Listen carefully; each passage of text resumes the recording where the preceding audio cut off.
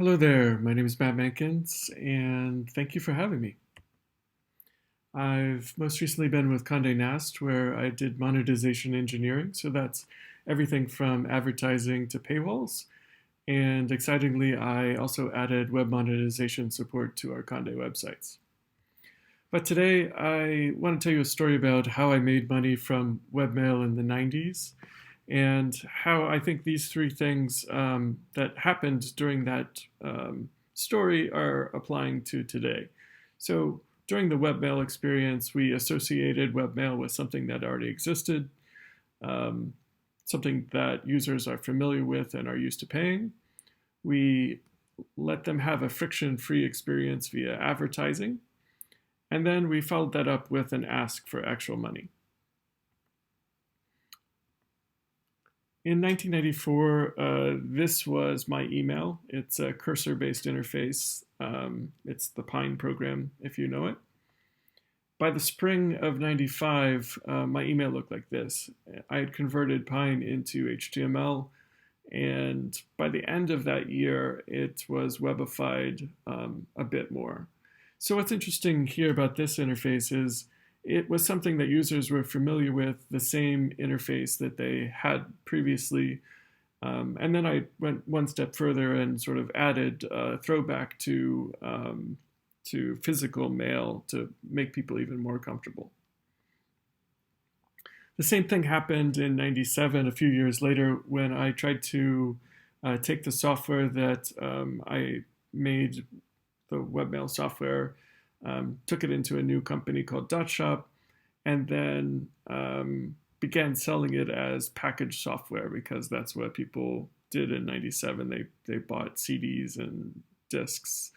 But this wasn't really the web way of doing things. And so we started to add ads to the software so that anyone could actually try it out, use the software, and we would charge nothing but make money from advertisements. We bought ad.vert.net, and the banner ads would run through that. So here you can sort of see how some of the information from the user ends up leaking into that web request. So in this case, you can see the host name of the user that is looking at the banner ad. So something that ad tech is still struggling with today. But what's interesting is how we actually ended up monetizing this. So we went from the free webmail to ad.vert.net, a domain that we owned, to a third party, in this case Flycast. And you can see from this Flycast report from the mid-90s that most of that inventory was actually redirected back to us because they didn't have a paying customer. So it didn't take long for us to realize that we needed to have another person in the way so that whenever the first vendor didn't have anything, we would redirect to a second vendor, and we kept adding vendors. And so if anyone's familiar with the ad tech ecosystem of today, you can sort of see how it might have developed organically. And I think that actually this organic development is a good thing about ad tech. Maybe not the particular implementation. By the year 2000, the webmail product that we had a free email site called Mollymail, and it had grown to about 300,000 users. The interface looks something like this, looks more or less like Gmail today.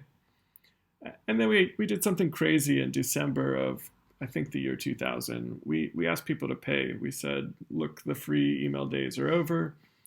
You get a 24-hour free trial, but after that, it's really up to you to purchase a pass for either 1 day, 3 months, 1 year for $15, $25, or $45 respectively. And we had no idea what would happen. Much to our surprise, we had a 7% conversion rate and a very good Christmas that year. And this was when the rest of the dot-coms were sort of struggling quite a bit, I should say. So if we go back to the original idea of associate, ads, and ask, I would say that for today's conversation, we should really think about associating a new technology with something users are familiar with, creating a friction-free experience like the one that we saw in ads, maybe a different way of doing that, And then following that up with an ask for actual money. I just want to remind everyone that it is still early days, and some of the things that we try out in these early days don't always work.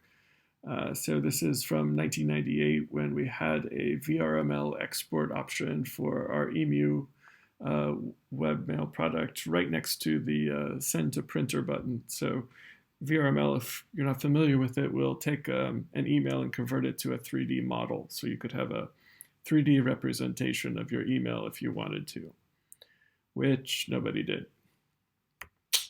And I'll leave you with that. Thank you very much.